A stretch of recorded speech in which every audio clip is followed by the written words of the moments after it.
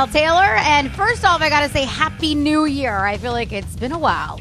This is a look at your rock news this last week. The Black Keys are back in the studio. They're working on the follow-up to their 7th studio album, El Camino, which is one of my favorites. Looks like they are already in studio again with their newly written songs, and they want to have it done sometime in March. The band is also, of course, hoping El Camino earns the Album of the Year prize at the Grammys on February 10th. They're up against Fun and Mumford & Sons. I feel like it's going to be a good Grammys this year for alternative rock side. Organizers of the annual Coachella Festival posted an image of a large rock just sitting there on the ground in Indio, California, of course, where the festival takes place. It was on the event's official Facebook page. Well, that's also, of course, stoking speculation that the Rolling Stones will headline this year's festival. Been rumors rolling around, which I think would be pretty awesome. And the fact that Coachella actually sells out before the names of the bands are even announced is even more crazy to me.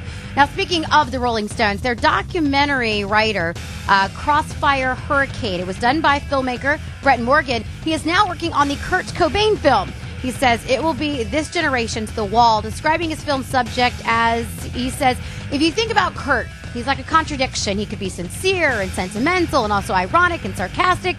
He's sweet and he's sour. He said he was incredibly funny, too, and the film is going to most definitely reflect his spirit.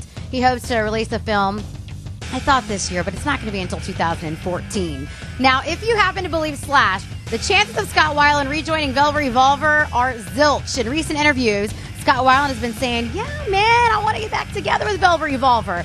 Well, Slash said, I think at this point, Scott just got fired from STP, and I think he's trying to kind of pull off that trick of trying to get something else going. And he said, we're not buying it. The door's shut on this side, and it's probably shut on that side, too. So he's on his own, and he deserves it, too. And all things considered, he said, we don't have a good professional relationship with Scott in the first place. So, yeah, I don't see that so much happening. Slash did happen to say, though, they are still searching for a singer for Velva Revolver.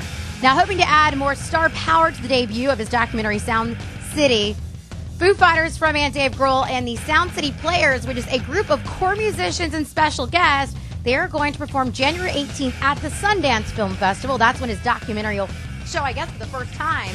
But just who those core musicians and special guest star are still a mystery. The soundtrack for the film will be out in March, as well as when we're able to see the film, because I don't know if you and I are really going to be hitting up Sundance this month.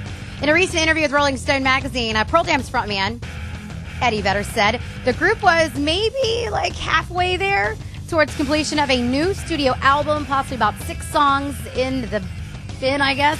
Said they're kind of taking their time. He said the band is as healthy as ever and having a good break from each other was a good thing. He said, but they're ready to go, man. He also added that everyone is growing after all these years, which makes it much better. Now, the members of Rise Against are looking forward to some well-deserved R&R.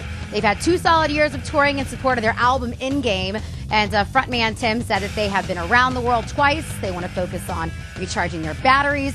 They have, I guess, been a band for like 12 years now, so they're hitting it hard, have hit it hard. They're looking at more like a band's marathon and not necessarily a sprint. So for the next few months, they said, you know what? They're just going to lay low. They need it. And last, New Year's Day brought some good news from Green Day. They have announced their spring run of their North American concert dates starting up April the 1st. And in a statement on the band's website, it said, you know what? We want to thank everyone for hanging with us for the last few months. We are very excited to hit the road and see all of you again. Though we have regret, had to cancel those last shows, we're back in action. Frontman Billy Joe Armstrong, who's battling substance abuse, issued also an announcement and said, dear friends, I just want to thank you all for the love and support you've shown for the last few months for me. I'm getting better every day. So now, without further ado, the show must go on, and it will. And hopefully they will also be adding a few more dates.